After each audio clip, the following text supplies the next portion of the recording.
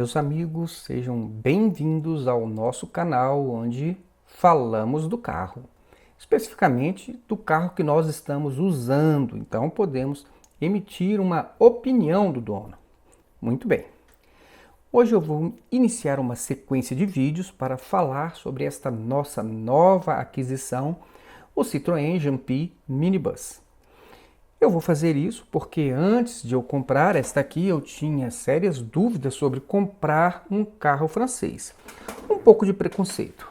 Na verdade, eu sempre tive uma impressão muito ruim dos carros franceses, mas como a Jumpy ela era a única opção de vans mais assim menores, mais enxutinha, então eu comecei a pesquisar na internet e também no YouTube sobre este carro e percebi que a maioria das informações elas são propagandas comerciais das concessionárias e também demais interessados na comercialização da marca.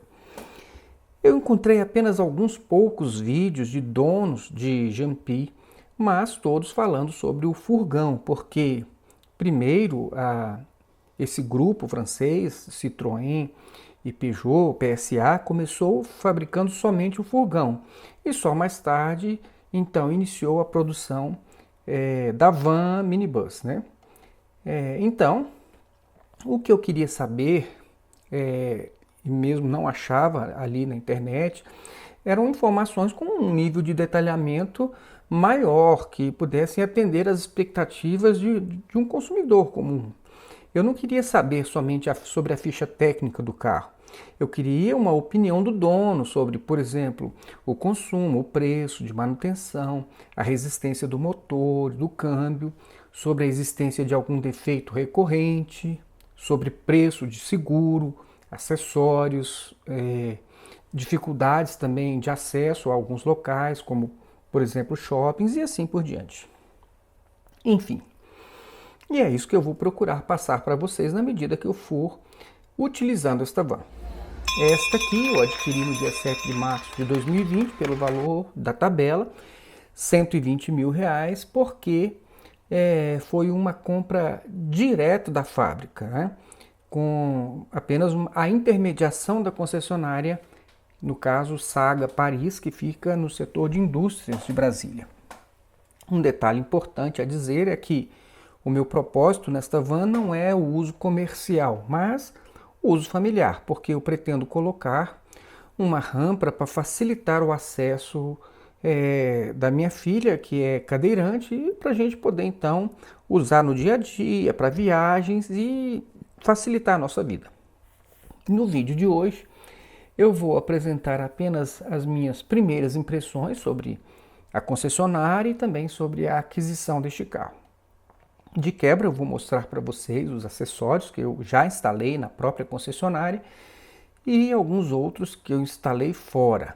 Ainda pretendo instalar mais alguma coisinha e futuramente vou passando para vocês. Bom, vou começar falando sobre a concessionária.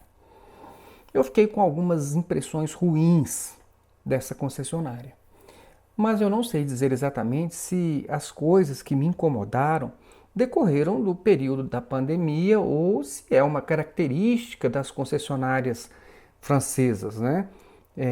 Até porque eu estava acostumado com as concessionárias da Toyota, então eu senti uma diferença bem grande.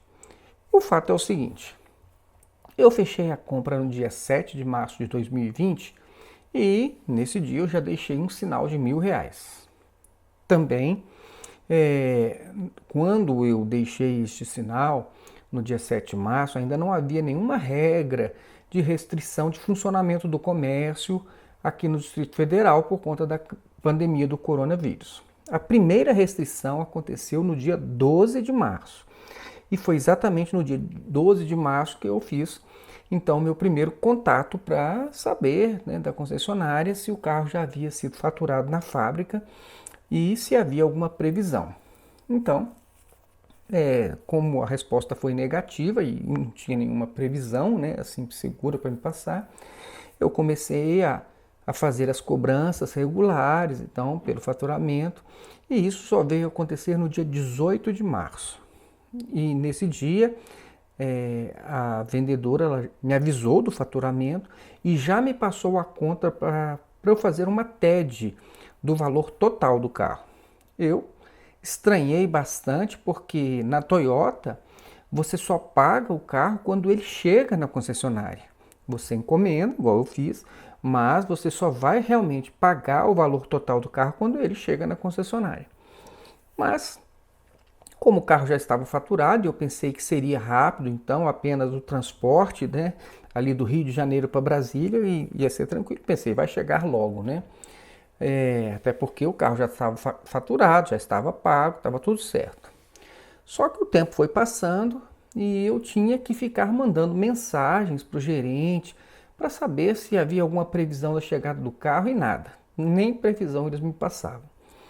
E isso foi me incomodando um pouco, porque eu acho desconfortável ter que ficar cobrando, mandando mensagens, né, pedindo notícias, né, toda semana.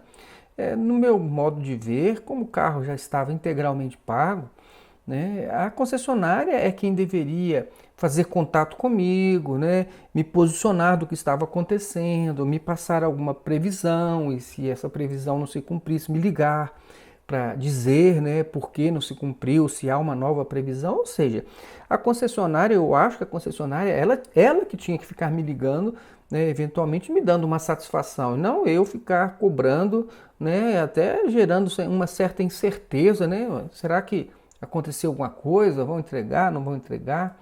Enfim, isso me incomodou um pouco, né? Então, eu ficava sem saber nada e agoniado com essa situação, mandando mensagens para o gerente, né, passando esse constrangimento, que é uma coisa que eu não gosto de fazer, ficar cobrando os outros. Mas outra decepção também foi quando eu recebi a nota fiscal do carro, né, porque o carro foi faturado e eles me enviaram a nota, ali a nota fiscal um pouco mais à frente. E eu vi então que o carro ele era fabricado em 2019 e apenas o modelo era 2020. Ora, eu comprei um carro em março de 2020, por isso eu nem perguntei nada sobre o ano de fabricação do carro, até porque eu nem poderia, nem passaria pela minha cabeça que eu iria comprar um carro no mês de março de 2020 e ele seria de fabricação do ano de 2019. Né? Nem passou isso pela minha cabeça. E quando eu questionei isso com a vendedora, ela me disse que até aquele momento, né, isso já era, né, em maio, início de maio, a fábrica ela não tinha produção desse carro para 2020 ainda. Todas as Jampis que estavam sendo vendidas até aquela data, elas ainda eram de fabricação de 2019 e apenas o modelo 2020. Eu até poderia entender isso com muita tranquilidade, né? Especialmente em razão da pandemia, mas eu acho que eu deveria ter recebido essa informação no ato da compra do carro e não ao pegar a nota fiscal. Então isso eu achei um pouco decepcionante, né? Enfim, entre o pedido e a entrega do carro passaram-se 2 meses. Eu até não ficaria tão chateado se o pagamento só fosse exigido na chegada do carro ou se tivéssemos informações sobre o que estava acontecendo, né? Mas eu considero que esses fatores que eu estou apontando são pontos negativos para a concessionária da Citroën, né? Bom, mas no mais, quando o carro chegou, o atendimento foi bom, né? As pessoas são atenciosas, e os acessórios também foram instalados da maneira que nós havíamos combinado. Mas para quem estava acostumado com a Toyota, eu posso assegurar que a Citroën ainda tem muito chão pela frente para poder fidelizar o seu cliente. E quanto aos acessórios, eu vou adiantar aqui o que eu já instalei até agora. Na concessionária, eu pedi para instalar em multimídia com câmera de ré e sensor de estacionamento. Para esse kit, a concessionária me cobrou R$ 5.000. Eu sei que no mercado paralelo eu compraria esses mesmos produtos por um valor bem menor. Mas como esse carro ele vem com um tacógrafo bem ali no lugar, né, onde deveria ser instalado a multimídia, bem no painel, e eu não tinha a menor ideia de como, né, em quem levar, como resolver para poder fazer essa instalação e não ter nenhum problema com garantia, coisas desse tipo. Então eu resolvi instalar e adquirir esse produto da própria concessionária. E ali na concessionária eu pedi também a instalação das películas dos vidros, né? Ficou assim, no para-brisa eu coloquei somente a película Window Blue, porque essa película ela tem um fator de proteção bem mais elevado e ela diminui consideravelmente o calor no interior do carro.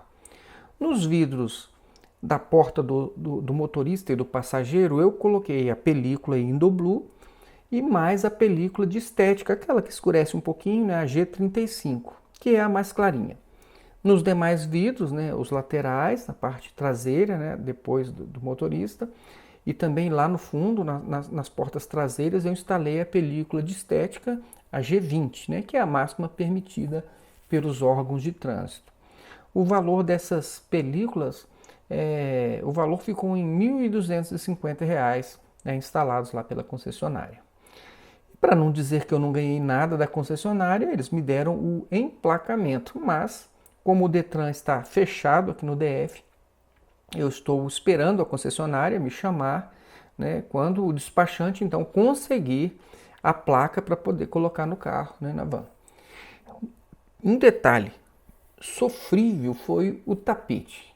Esse tapete eles me venderam na concessionária, eles me ligaram, disseram que tinha esse tapete lá, que era bom colocar e tal, que não vinha no carro, e que esse valor, inclusive, era uma promoção que tinha que ser pago à vista. E eu paguei R$ 100 por esse tapete, mas depois eu fui ver que são dois tapetinhos michurucas, desses que a gente compra em supermercado, né, muito ruinzinhos, o do motorista então só um quadradinho, uma coisinha pequena, e eu não gostei nem um pouco. Quando eu cheguei em casa, olhei pela internet e acabei encomendando um tapete muito melhor pela internet por R$ 67,90. Agora, quanto ao que eu instalei fora da concessionária foi o seguinte: eu instalei um rastreador por uma questão de segurança, também instalei uma buzina de cornetas, né, a ar, semelhante a essas buzinas de caminhão. E também troquei a buzina da Jampi por uma Fian, porque a buzina original da Jampi ela é sofrível, né? Então eu fiz essa substituição. E também pensando em segurança e nos registros para o nosso canal, eu instalei uma câmera, né? Uma câmera veicular Xiaomi 70mai. E ela fica fixa ali, né? Na frente no retrovisor, filmando o tempo todo. E por último, uma coisa que eu achei muito útil foi a instalação de 3 tomadas 12 volts no painel, né? Que eu vou mostrar para vocês. E porque isso evita os fios passando, né, para a parte de baixo do console ali, passando pelo multimídia, né? Então em viagens isso é muito ruim. E ali, como agora eu tenho 3 tomadas ali, eu não preciso desligar uma coisa para ligar outra, né? Desligo o GPS para ligar, para carregar o celular e vice-versa. Esses acessórios já instalados, eles ficaram em torno aí de R$ 1.200, eu não sei o valor exato de cada coisa, porque eu fiz um pacote, né, lá na loja. E as buzinas realmente deram muito trabalho para instalar, porque o instalador teve que tirar até o para-choque dianteiro da Jampi para fazer o serviço. Muito bem. E antes de eu encerrar estas minhas primeiras impressões, eu já vou adiantar que até agora, neste primeiro abastecimento, eu já consegui uma média de 19,6 km por litro. Quando eu fui dar uma voltinha de noite, sem trânsito intenso, saindo do Lago Norte, no DF, né? Seguindo pelo Eixão Norte, contornando a rodoviária, seguindo pelo Eixo Monumental até a Praça dos Três Poderes. Dali eu segui um pouquinho mais, passei pela Ponte JK, fiz o contorno e voltei, agora pela L4 Norte, peguei a pista do Lago Norte. Nesse trajeto ela fez 19,6 km com litro. E no final de semana, num desses finais de semana, eu fui até a chácara dos meus pais, andando aí numa média de 100, 110 km por hora, e ela nesse trajeto ela fez 17,5 km com litro, 17,5 km com litro. E agora, né, recentemente, andando aqui mesmo na cidade, no plano piloto, em distâncias mais curtas, a média tem ficado em 16,6 km com o litro. Então, meus amigos, em resumo, eu posso dizer que, em relação à concessionária, eu esperava um pouco mais. Mas, como eu disse no início, temos de dar um desconto em razão do período da pandemia, não é mesmo? Que pode ter sido a causadora desses incômodos que eu tive.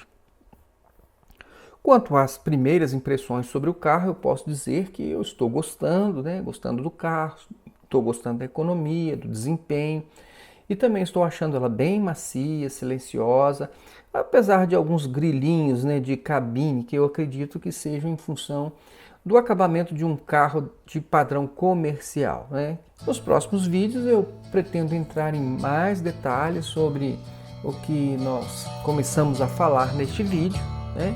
E apresentando mais um pouquinho das nossas impressões sobre cada uma dessas questões. É isso aí, meus amigos, eu espero contribuir para tirar as suas dúvidas sobre esta van, né, com os vídeos do nosso canal, porque aqui nós estamos falando do carro, ok? Até mais!